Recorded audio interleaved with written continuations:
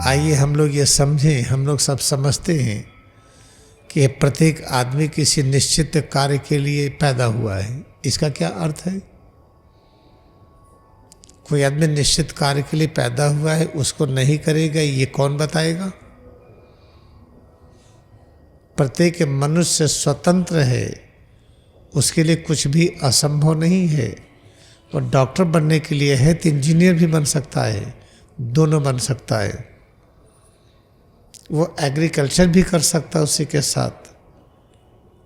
तो याद रखिए, ये जो कहा जाता है प्रत्येक मनुष्य एक निश्चित कर्म के लिए बना, इसका अर्थ क्या है हम आपको ये समझाने चल रहे हैं। अच्छी तरह से याद कर लीजिए कि पिछले जन्म में हम विकास के जिस स्तर पर थे, इस जन्म में फिर वहीं से शुरू करेंगे। तो कैसे पता चलेगा हम पिछले जन्म में कहाँ पर थे?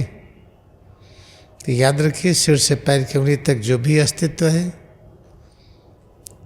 इसमें जो श्वास चल रही है, आंख बंद करके जो माथे के सामने दिखाई पड़ता है, काला पीला नीला कुछ भी, और जो कान बंद करते हैं, जो कुछ हम सुनते हैं, यह सब कुछ, और सिर से पैर की उंगली तक एक एक अंग, इसमें होने वाला एक एक परिवर्तन, यह सब कुछ जुड़ा हुआ है अतीत के उस क्रियाकलाप से जहाँ पर हम थे।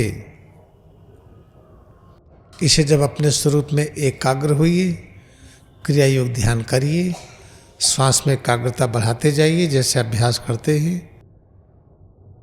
भ्रूमध्य पर एकाग्रता बढ़ाइए, कान बंद करके सूक्ष्म स्पंदन में एकाग्रता बढ़ाइए, सिर से पैर की उंगली तक एक एक जगह में, इसमें होने वाले परिवर्तनों में पता चलेगा कि हमें ये कार्य बहुत पसंद है। किसी को मेडिकल पसंद है, किसी को इंजीनियरिंग है, किसी को एग्रीकल्चर फार्मिंग है, किसी को जानवरों से बड़ा प्रेम है, किसी को किसी से, किसी से, और फिर उस तरफ बढ़ते जाइए तो मन लगेगा।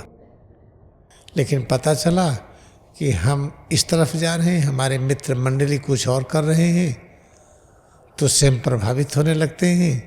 तो इधर जाएं कि इधर जाएं, संकट में आ जाते हैं। बाईं तरफ जाएं कि दाहिनी तरफ जाएं, कि इंजीनियर बने कि डॉक्टर बने, कि यह बने कि वह बने, कंफ्यूज्ड हो गए हम। कोई बात नहीं, कन्फ्यूजन दूर करने का क्या उपाय है? फिर क्रिया योग ध्यान करते जाइए, पता चलेगा कि अपना लक्ष्य बदलता जा रहा है। पहले कुछ लक्ष्य और था, 1 साल के बाद और हो गया, 4 साल के बाद और हो गया, तो लक्ष्य बदलता जा रहा है। बदलने दीजिए।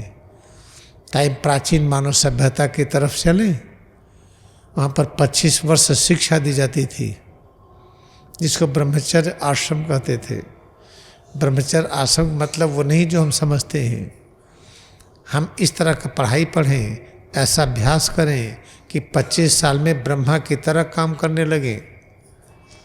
ब्रह्मा का काम क्या है? सब कुछ कर लेना, कुछ भी असंभव नहीं है।